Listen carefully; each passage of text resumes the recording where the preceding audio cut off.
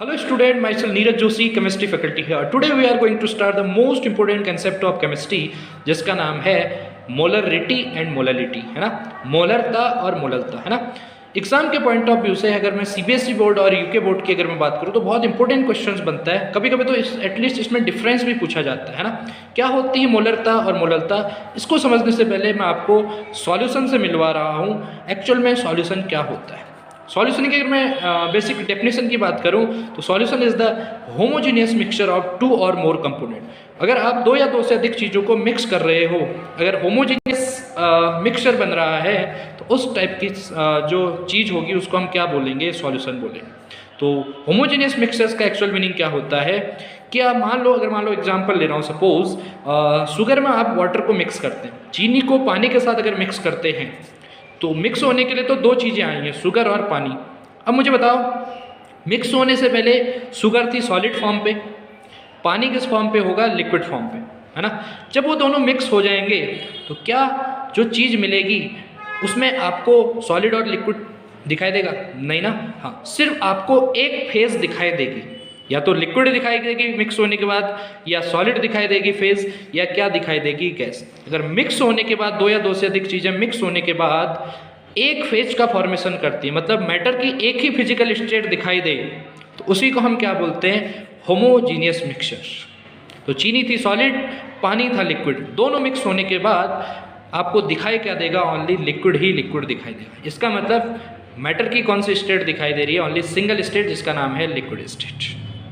इसका मतलब चीनी पानी मिक्स करने के बाद कौन सा मिक्सचर बनेगा, होमोजीनियस मिक्सचर बनेगा। चलिए, सॉल्यूशंस क्या होता है वो तो हम समझ चुके हैं। सॉल्यूशन को बनाने के लिए दो चीज़ों की ज़रूरत पड़ती है, जिसका नाम है सॉल्यूट, और दूसरा क्या होता है आपके पास, सॉल्वेंट। जो सॉल्यूशन के अंदर डिजॉल्व हो रही होती है ना चीज़, तो चीनी पानी में डिजॉल्व कौन हुआ, चीनी ना। हाँ, चीनी को हम सॉल्यूट के नाम से जानेंगे, हिंदी में अगर मैं बात करूँ तो बिलेई। और जो चीज़ सॉल्वेंट होती है, मतलब सॉल्वेंट क्या करता है, किसी भी चीज़ को घोलने का काम करता है।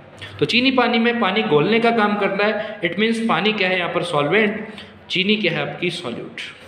बात समझ में आ गई ना। अगर मैं जनरली बात करूँ तो सॉल्यूशन में सॉल्वेंट क्या होता है, हायर अमाउंट पे होता है, और सॉल्यूट क्या होता है, कम अमाउंट पे मिलता है ना। सॉल्यूट और सॉल्वेंट की अमाउंट के अकॉर्डिंग हम सॉल्यूशन को दो टाइप से बांटते हैं, है ना।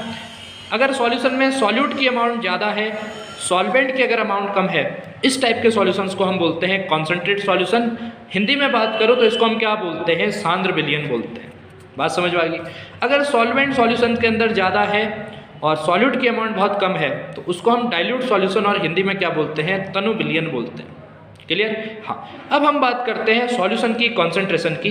सॉल्यूशन की कॉन्सेंट्रेशन का मतलब क्या होता है, सॉल्यूशन की सांद्रता बोलते हैं। अगर मैं हिंदी में बात करूं तो सॉल्यूशन का कॉन्सेंट्रेशन का मतलब होता है बिलियन की सांद्रता।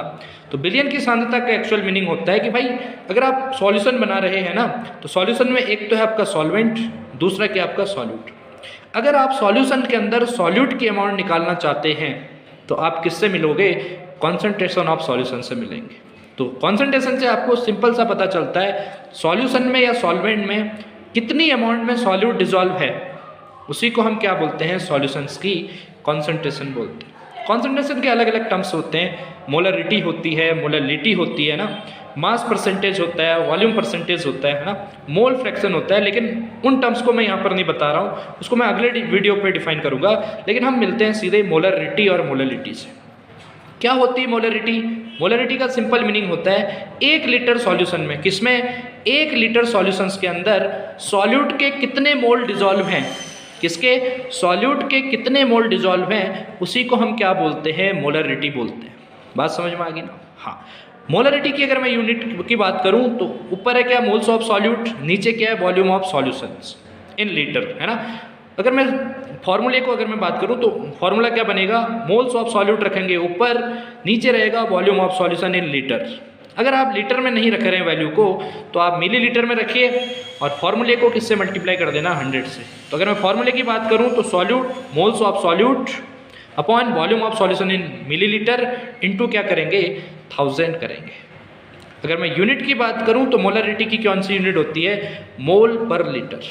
क्या, मोल पर लीटर, या मोल लीटर इनवर्स भी बोल सकते हैं। This is the unit of molarity. और एक बहुत इंपॉर्टेंट सी चीज़ मैं आपको बता रहा हूँ, मोलरिटी एक ऐसा कॉन्सेंट्रेशन टर्म्स है किसका, सॉल्यूशन का, जो टेम्परेचर डिपेंडेंट होता है। किस पे? टेम्परेचर डिपेंडेंट होता है। अगर आप सॉल्यूशन की टेम्परेचर को चेंज कर दे रहे हैं, मतलब टेम्परेचर घटा दे रहे हैं, बढ़ा दे रहे हैं, तो सॉल्यूशन की मोलरिटी बदल जाएगी। क्यों? क्योंकि जो मोलरिटी होती है ना, वो किस पे डिपेंडेंट होती है? वॉल्यूम पे। फॉर्मूले में क्या है? Moles of solute upon volume of solution. तो वॉल्यूम किस पे डिपेंडेंट होता है? टेम्परेचर पे। किसी भी सब्सटेंस का वॉल्यूम टेम्परेचर बढ़ाने से बढ़ता है और टेम्परेचर घटाने पर क्या हो जाता है? वॉल्यूम घट जाता है। तो मोलरिटी वॉल्यूम पे डिपेंडेंट है, इस वजह से मोलरिटी पर टेम्परेचर बढ़ाने या घटाने से बहुत ज़्यादा फर्क पड़ जाता है। बात समझ में आई ना? हाँ, मोलरिटी को समझाने के बाद हम मोलरिटी से मिलते हैं। मोलरिटी को मैं हिंदी में बात करूं तो क्या बोलते हैं? मोललता बोलते हैं। क्या बोलते हैं? मोललता। सिंपल, अगर आप 1 kg सॉल्वेंट में, किसमें? 1 kg सॉल्वेंट में अगर आप मोल्स ऑफ सॉल्यूट निकाल रहे हैं तो आप कह सकते हैं कि moles of solute present in 1 kg solvent. उसी को हम क्या बोलते हैं? मोलरिटी बोलते हैं। 1 kg विलायक में घुले हुए किसकी अमाउंट? विलय के मोलों की संख्या को ही हम क्या बोल सकते हैं? मोलरिटी बोलते हैं, है ना। अगर आप केजी पे नहीं लेना चाह रहे हैं सॉल्वेंट की अमाउंट, तो ग्राम पे लीजिए। तो फॉर्मूले को आप 1000 से मल्टीप्लाई कर देना। तो फॉर्मूला अगर मैं बताऊं तो मोल्स ऑफ सॉल्यूट रखना है ऊपर, अपॉन में रखना है mass of solvent in KG. बात समझ में आई? हाँ। अगर मैं यूनिट की बात करूं तो क्या होगी? मोल पर केजी। मोल पर केजी या मोल केजी इनवर्स भी बोल सकते हैं। बहुत बढ़िया। हम बात करते हैं अगली चीज़, क्या मोलरिटी टेम्परेचर डिपेंडेंट है? नहीं।